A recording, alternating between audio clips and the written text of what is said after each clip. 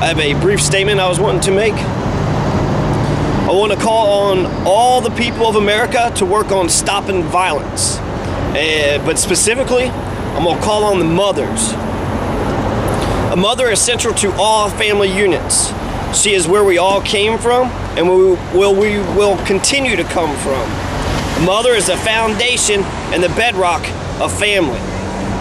And in our country, where women are making substantial gains to a better feminist society, where the work and words of women are valued equally to men's, it is necessary for women to speak up, because the role of man, of where men fit in our society, is changing. And without the words from our women, how are we supposed to know where we men stand, or where we fit, or how we fit in? I watch as my own mother and sisters walk around basically doing whatever they want with no fear of receiving a fury of violence. And it makes me think, instead of exploiting that privilege to only their own advantage, they can use their privilege to extend to all the people. Women should use their feminine privilege not as a weapon, but as a tool to protect others, to make sure that all people are protected from violence. The same protection afforded to women should be broadened to include all people. No person should have fear of violence or intimidation. No person. Not the homeless or the homed. Not black people, brown people, or white people.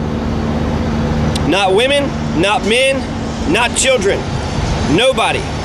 Everybody in America should be protected and served. The only time violence should be used is against violent people, to defend yourself from violent people. And frankly, women are the only ones that make any sense. They're the ones that give life. So maybe that's why men are the way they are.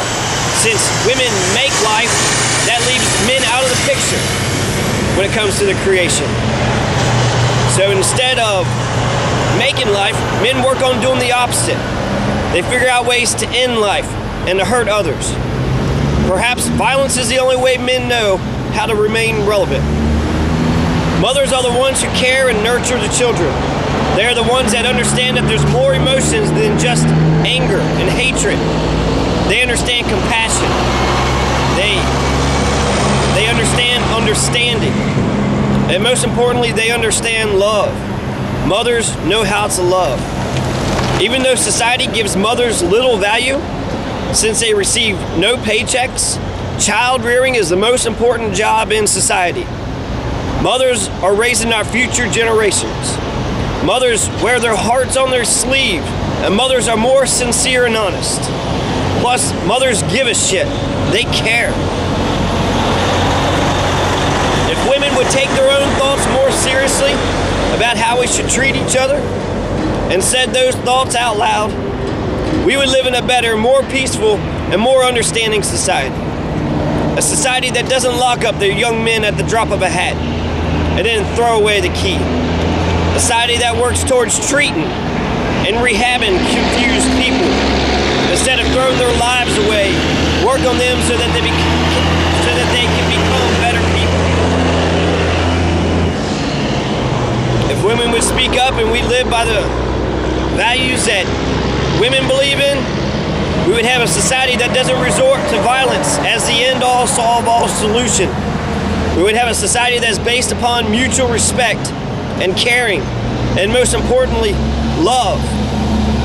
And when the mothers and women speak up, I call upon the men in their lives to be supportive and loving and caring, and to exhibit all the virtues that women have traditionally and historically, since the beginning of time, since the dawn of man, held in their hearts. I encourage the women to stand up. And so should you, so should their men. The men should encourage the women to stand up. They should encourage them to speak their minds. And you should be there when they need you. In this world, especially since cloning is possible, women don't need men. They need companionship. They need love. It's the man's job to make sure that women want to be with you. And I believe that our broken society can be fixed with a mother's heart.